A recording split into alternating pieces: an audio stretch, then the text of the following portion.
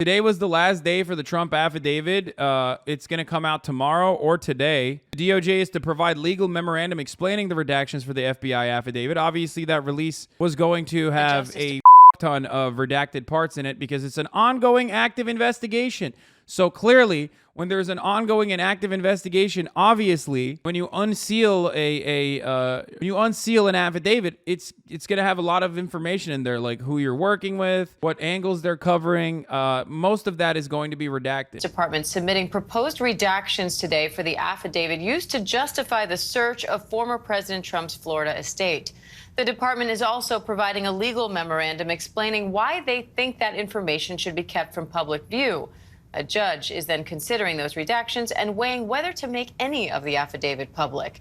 ABC News investigative reporter Catherine Faulders is in Washington with more on this.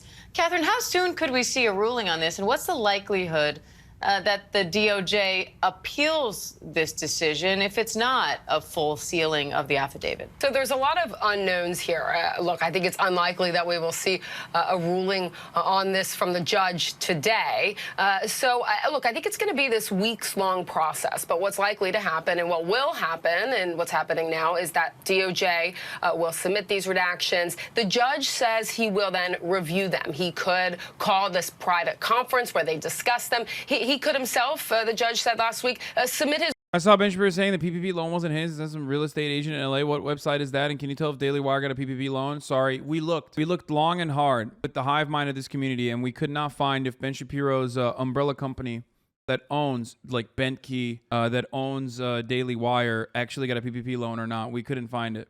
They might have, but I think they hid it too well, even if they did. But yes, I already mentioned on the day that it came out that it wasn't actually the Ben Shapiro, the real Ben Shapiro. I talked about it. His own redactions and then maybe compare notes in a way.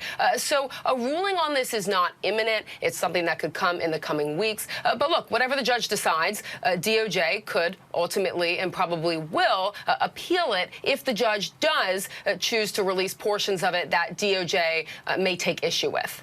Now, the DOJ has said in these court arguments that in order to protect the interest of national security, the interest of the investigation, et cetera, that so much of this document would have to be redacted that it'll end up being meaningless. Talk about a short straw having the same name as Ben Shapiro. My friend, have you never been around, like, I don't know, have you never been in a community where there's a lot of Jewish people? Like, Ben Shapiro's an incredibly common name, dude. What the f? Benjamin Shapiro is a very common name. It's like being surprised that there's a lot of dudes named Hassan in Istanbul. You know what I mean? Has there been any more information on why that is, on why they don't see anything in this affidavit that should be made public? Well, DOJ has said that they think not only could it impact cooperating witnesses now, but potential witnesses who they could be negotiating with or who may come forward to talk more about Trump's handling of documents. The other thing that was interesting here, too, and the argument that DOJ made was that releasing it could also impact future investigations or ongoing investigations that seem to be separate from this one, but maybe have similar witnesses. It could also reveal that type of information. DOJ said in court that even if they did... As a Jew, I'm really uncomfortable with you keeping tabs on our names. Yeah. Why only 33K? You fell off, bro. Dude, I know. I'm washed. Redact witness names, that if they heavily redacted over, a lot of this, that the portions of it, that there could be some portions where only a specific witness would know the information, so it would still be revealing. So this is their argument for keeping it entirely sealed, Diane. And this is a case that was brought by media organizations, including ABC News. Trump has spoken publicly about wanting the affidavit public, but his lawyers haven't gone to court about that. They did, however, go to the Justice Department to ask that, go to the courts, rather, to ask that the Justice Department be forced to stop going through those materials that they seized from Mar-a-Lago and that a special master be appointed to review those materials instead. So what's the status of that request? So Trump's lawyers filed this in a completely different court, and the judge, who was appointed by Trump, was a little confused by this. She was asking why they filed it in this particular venue, what justification she has, or what the lawyers are really even asking her to do.